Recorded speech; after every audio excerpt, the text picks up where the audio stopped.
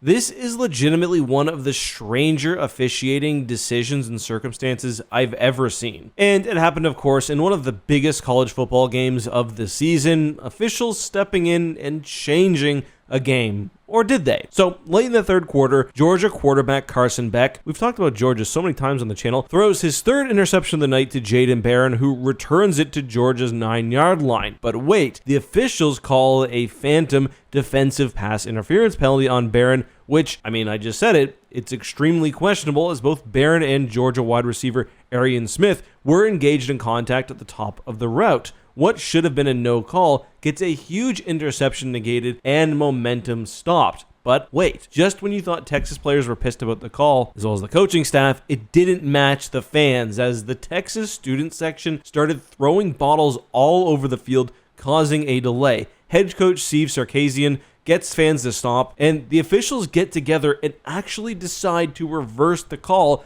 giving Texas the interception. What is completely insane about this is that they were about to run a play, Georgia was, but things were slowed down because of the bottle throwing. So the crowd really changed the outcome here. This wasn't a quick decision either, as it happened as the bottles were being cleaned up, and the commentators said this is what it felt like. It seemed like someone called down to the refs and said, "You effed up, you need to fix this now." Of course, that can't happen. The only way the call can be changed is if the refs come together based on what they saw on the field and decide to change it. But it doesn't really make sense for this situation. I don't think we saw which ref threw the flag, so maybe there was someone with a better view who said, nah, you need to cancel that. But it's impossible to think that the actions of the fans didn't at least somewhat sway their thinking. Texas would go on to score off this turnover to make it 23-15. That was also 15 straight points for Texas. However, Georgia marched down the field,